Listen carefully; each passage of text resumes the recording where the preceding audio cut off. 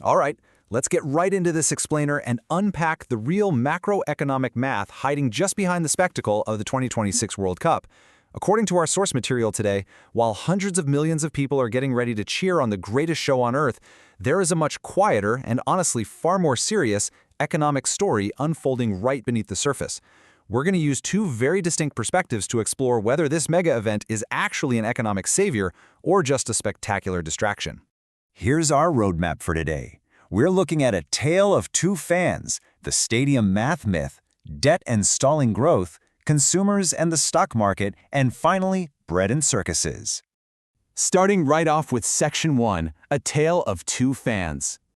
Let's start by looking at how two fans in the exact same financial position approach this supposed economic windfall completely differently. They live in the same host city, they make the exact same salary, but their choices are miles apart. Tyler and Sophia essentially represent the two ways everyday people are navigating the economy right now. Tyler hears all those headlines promising a massive boom, right? So he does what any optimistic person does. He buys a $1,200 ticket package and upgrades his TV on a credit card, just assuming that promised windfall is going to trickle down to him eventually. Sophia, on the other hand, is kind of suspicious of those massive projections on the evening news. She buys just one cheap ticket in cash, skips the expensive stadium food, and drops the money she saved into a boring, high-yield savings account. Which brings us to Section 2, the stadium math myth. To really understand why Sophia is so cautious, we have to look at the massive promises being thrown around by event organizers. Local mayors and news stations have been dropping some incredibly large numbers. Look at the staggering difference in these projections. FIFA, the organization that actually collects the bulk of the profits, they promise a $17 billion revenue boost and 185,000 jobs just for the US alone. But when an independent firm, Boston Consulting Group, ran the exact same numbers, they found something entirely different. Just $5 billion and 40,000 jobs spread across the entire North American continent.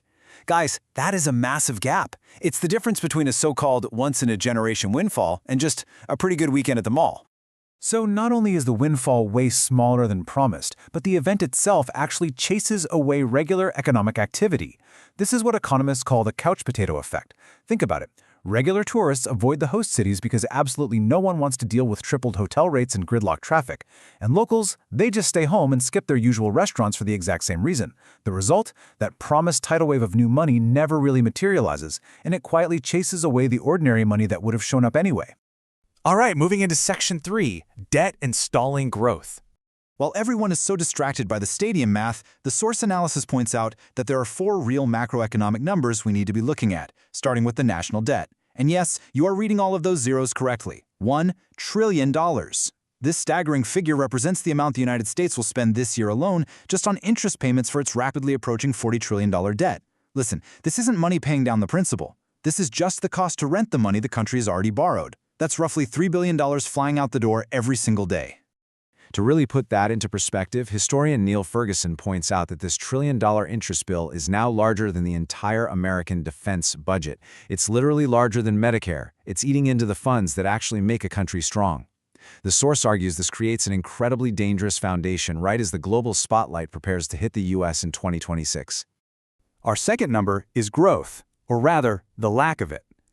Thanks to recent shocks, like geopolitical conflicts pushing gas prices from around $3.14 to $4.50 seemingly overnight, the economy is flying at a dangerous stall speed. Growth is sluggish, yet prices for everyday necessities just keep climbing. Economists politely call this stagflation light. Basically, it means the economy is moving so slowly right now that it really wouldn't take much of a bump to knock it right out of the sky. Let's move on to Section 4, consumers and the stock market. This brings us to number 3 on our list, the K-shaped economy. Just picture the letter K for a second. One line goes straight up and the other line goes down. The source points out that we are living in a reality right now where resale tickets for the World Cup final can fetch up to $43,000, totally catering to the upward branch of that K. But simultaneously, working-class folks on the downward branch are putting their weekly groceries on high-interest credit cards literally just to survive. Now, Tyler's behavior from earlier, it mimics this downward branch perfectly. Americans are carrying a record $18 trillion in total household debt, with credit card interest rates routinely sitting around a punishing 21%. And that 21%, the real cost of whatever you bought doubles in about 4 years. Meanwhile, the savings rate is absolutely plummeted to just 4%. People aren't using credit to buy jet skis and luxury vacations. They're using it to bridge the gap between their static income and the rising cost of living. They're treading water, but with weights strapped to their ankles. And this brings us to number 4, Robert Shiller's CAPE ratio, which is a Nobel Prize-winning metric that measures how expensive stocks are compared to actual company earnings. Well, it recently crossed 40. According to the source's data, this is a height seen exactly one other time in 155 years of recorded financial history. And that one time? 1999, right before the massive dot-com crash wiped out half the market's value. So the crucial takeaway here is that the stock market is priced for absolute perfection during a time of extreme economic fragility. The total market value is sitting at around 220% of GDP, which is well past the 200% threshold that Warren Buffett famously warned about. Plus, the entire market is resting its full weight on just 7 giant tech companies. Because everything is priced so incredibly high right now, experts project that real returns over the next decade might be a grinding, flat 1.5% annually. Now, to ensure we're looking at this impartially, we have to note that the source actively explores the optimist's defense, because historically, betting against the U.S. economy has been a terrible idea. The U.S. controls the world's reserve currency, which gives it a completely unique financial superpower. Furthermore, if AI delivers a massive productivity boom, kind of similar to what the internet did in the 90s following the 1994 U.S. World Cup, the economy could actually grow fast enough to literally outrun its massive debt. If that happens, well, Tyler's optimistic spending might actually be completely validated. Let's dive into our final section, bread and circuses.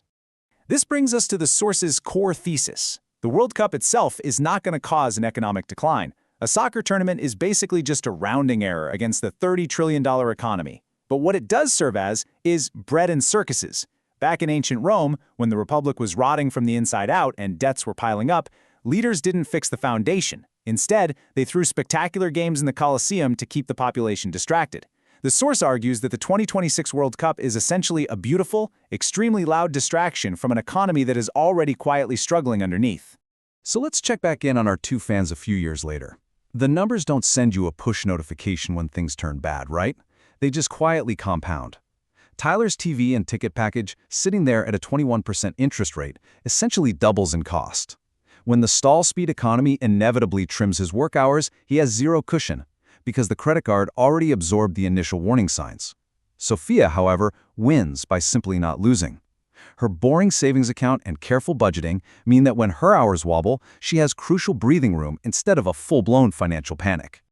As the confetti finally clears on July 20th, 2026, the tourists go home and the spectacular distraction ends, the source leaves us with a really profound thought. The ledger, the actual underlying math of the economy, will still be sitting there, completely unimpressed. The only question that will matter for your own personal financial future is this. During the greatest show on earth, did you just count the fireworks or did you count the zeros?